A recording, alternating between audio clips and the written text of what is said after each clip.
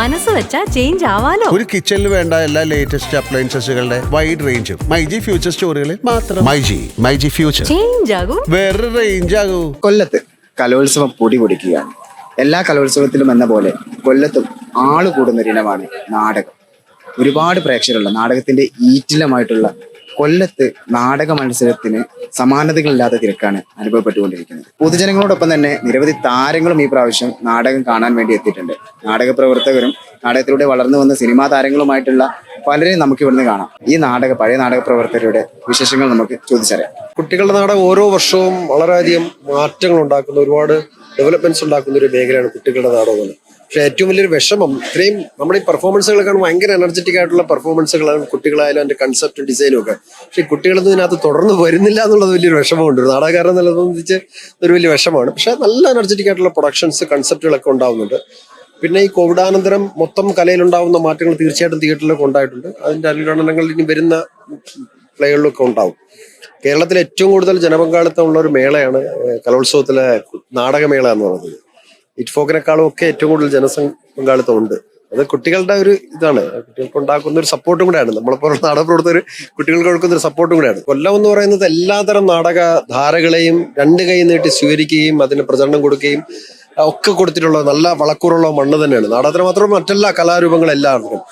അപ്പൊ ഇവിടെ എല്ലാതരം നാടകങ്ങൾ, ഇപ്പം കമേഴ്ഷ്യൽ നാടകങ്ങളുണ്ട്, സീരിയസ് ആയിട്ട് തിയേറ്ററിൽ വർക്ക് ചെയ്യുന്നവരുണ്ട്, ഒരുപാട് നാടക ഗുരുക്കന്മാർ ഇവിടെ ഉണ്ടായിട്ടുണ്ട്, നാടക പ്രതിഭകളായിട്ടുള്ള നടന്മാര്, സംവിധാനമൊക്കെ ഉണ്ടായിട്ടുണ്ട്. പ്രത്യേകിച്ചും ഈ സോപാനം ഓടിച്ചിടുന്ന ഒരുപാട് നാഷണൽ ഇന്റർനാഷണൽ സെലിബ്രിറ്റികളായിട്ടുള്ള തിയേറ്റർ ആക്ടേഴ്സ് പെർഫോം ചെയ്തിട്ടുള്ള ഒരു വേദിയും കൂടെയാണ്. നല്ല അക്വസ്റ്റിക്, കേരളത്തിൽ എനിക്ക് തോന്നുന്നു ഏറ്റവും വളരെ അക്വസ്റ്റിക് ആയിട്ടുള്ള സൗണ്ടും ലൈറ്റും ചെയ്യാൻ പറ്റുന്ന ഒരു പെർഫോമൻസ് സ്റ്റേജും കൂടെയാണ് ഈ സോപാനം എന്ന് പറയുന്നത്. ഇതിനകത്തുള്ള ഏറ്റവും വലിയ ലിമിറ്റേഷൻ എന്ന് പറയുന്നത്, നമുക്കൊരു ഓപ്പൺ, സാധാരണ നാടകത്തിന് കിടക്കുന്ന ഒരു ഓപ്പൺ സ്പേസ് പോലെ ഒരുപാട് ക്രൗഡിന് ജനങ്ങളെ ഉൾപ്പെടുത്താൻ പറ്റുന്നില്ല. അതിന്റെ ഒരു വിഷമമുണ്ട്. പക്ഷെ കാണുന്നവർക്ക് എവിടെ ഇരുന്നാലും വളരെ കൃത്യമായിട്ട് കാണാനും കേൾക്കാനും പറ്റുന്ന ഒരു സംവിധാനമുണ്ട്. ഞാൻ അവരുടെ പാദങ്ങളിൽ തൊടുകയാണ്. കാരണം അത്ര മനോഹരമായിട്ടും നാടിനെ അറിഞ്ഞുമാണ് അവർ നാടകങ്ങൾ സൃഷ്ടിച്ചിരിക്കുന്നത്. അവരുടെ ശരീരം കൊണ്ട് പ്രകടിപ്പിക്കുന്ന അഭിനയ പാടവം ഞങ്ങളെയൊക്കെ കുറച്ചുകൂടി അപ്ഡേറ്റ് ചെയ്യാൻ പഠിപ്പിക്കുന്നുണ്ട്. അത് കാണാൻ തന്നെ ഞാൻ ഇവിടെ വന്നു.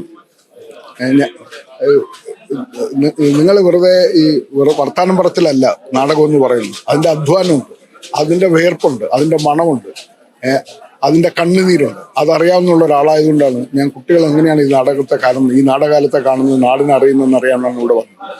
ഞാൻ മനസ്സ് നടന്നാണ് ഇവിടെ നിന്ന് പോകുന്നത്. വിഷയങ്ങളിലെ വൈവിധ്യം ശരിക്കും നമുക്ക് ഏറ്റവും കൂടുതലായിട്ട് അനുഭവിക്കാൻ പറ്റുന്ന കുട്ടികളുടെ ഈ നാടക വേദിയിലാണ്. പുതിയ നടന്മാര് അവര് ഈ നാടകത്തെ എങ്ങനെയാണ് കാണുന്നതെന്ന് അവരിൽ നിന്ന് നമുക്ക് ഒരുപാട് പഠിക്കാനുണ്ടോ എന്നുള്ളതാണ് സത്യം. അവർക്ക് അങ്ങനെ അത്രയും ഉയർന്ന തരത്തിൽ സ്വപ്നം കാണാൻ കഴിയുന്ന ഒരു ഇടമാണ് നാടകം. പിന്നെ സിനിമ എന്ന് പറയുന്ന മീഡിയവും ടെലിവിഷൻ എന്ന് പറയുന്ന മീഡിയത്തിൽ നിന്ന് വ്യത്യസ്തമാണ് നാടകം എന്ന് പറയുന്നത്. ഒറ്റ പ്രശ്നമേ എനിക്ക് ഇവിടെ തോന്നിയിട്ടുള്ളൂ. നാടകങ്ങളിൽ മത്സര സ്വഭാവം വരുമ്പോഴത്തേന് അതിൻ്റെ കല പുറകിലേക്ക് പോകും.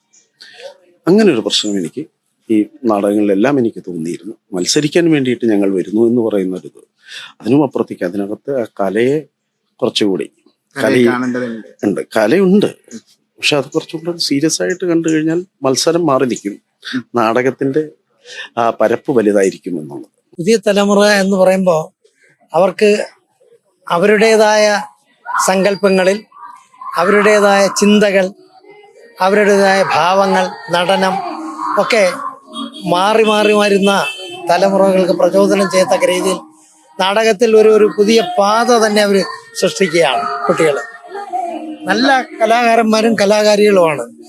ആ കുട്ടികളുടെ പലതും ഞാൻ കണ്ടതിൽ നല്ല ഭാവം, അഭിനയം, അവരെ ശബ്ദവും ചലനവും ഒക്കെ വളരെ മനോഹരമായിരിക്കുന്നു. നമ്മുടെ പഠിച്ചു വളർന്ന ആ കാലഘട്ടം അല്ല. നമ്മുടെ ഒരു ഏകാംഗ നാടകം എന്ന് പറയുമ്പോൾ അതിലൊരു അച്ഛൻ, അമ്മ, ഒരു കൊമേഡിയൻ, ഇങ്ങനെയൊക്കെയുള്ള സങ്കല്പങ്ങളാണ്. അതിൽ നിന്നൊക്കെ മാറ്റിമറിച്ചുകൊണ്ട് ഇന്നത്തെ ആനുകാലിക പ്രശ്നങ്ങളെ അവരുടേതായ ശൈലിയിൽ അത് ശരിക്കും നമ്മളത് ആസ്വദിക്കാനായിരുന്നെങ്കിൽ മാത്രമേ അതിൻ്റെ അന്തസത്ത നമുക്ക് മനസ്സിലാക്കാൻ കഴിയും. കുട്ടികളെല്ലാം ഗംഭീര നിലവാരമാണ്. ഓരോ വർഷം കഴിയുന്ന കുട്ടികളെ ഒന്നും പറയാനില്ല, എല്ലാവരും ഗംഭീര പെർഫോമൻസ് ആണ്. നമ്മളൊരു പെർഫോമറാണ്, അപ്പൊ അതുകൊണ്ട് തന്നെ ബാക്കി വളർന്നു വരുന്ന ആളുകള് അല്ലെങ്കിൽ കലോത്സവത്തിലൊക്കെ പങ്കെടുത്തിട്ടുണ്ടായ നാടകത്തിലൊക്കെ ഇല്ലില്ല, കലോത്സവത്തിൽ അങ്ങനെ പങ്കെടുത്തിട്ടില്ല. പക്ഷെ കലോത്സവം ഒരു നമ്മൾ ആദ്യമായിട്ട് കലോത്സവം കാണുന്നത് കൊല്ലത്താണ്. 2008 കലോത്സവമാണ് ആദ്യമായിട്ട് കാണുന്നത്. അങ്ങനെയാണ് കലോത്സവം നാടകം കണ്ട് അങ്ങനെ നാടകത്തിനോട് ഇഷ്ടം തോന്നി. ഇപ്പം ഈ വർഷം നമ്മുടെ നാടകമുണ്ട്, സംസ്കൃത നാടകം ഉണ്ടായിരുന്നു. അത് കഴിഞ്ഞിട്ട് HS നാടകമുണ്ട് നമ്മുടെ കൊല്ലം ജില്ലയിൽ നിന്ന് നമ്മുടെ കുട്ടികളാണ് കയറിയിരിക്കുന്നത്, കരുനാഗപ്പള്ളി ഉപജില്ലയിൽ നിന്ന്.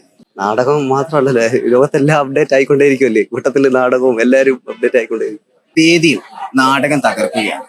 വേഷപ്പകർച്ചയുടെ പകർനാട്ടത്തിന് സാക്ഷികളായി കാണികൾ.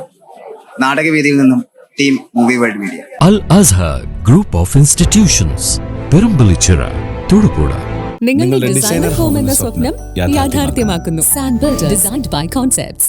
ചേഞ്ച് ആകണമെങ്കിൽ മൈജി തന്നെ പോണം. ലേറ്റസ്റ്റ് ബ്രാൻഡ് മൊബൈലുകളും ബെസ്റ്റ് ആക്സസറീസ്, ഒറിജിനൽ ബ്രാൻഡുകളുടെ wide range. MyG future. Change ആകൂ, വേറൊരു റേഞ്ച് ആകൂ.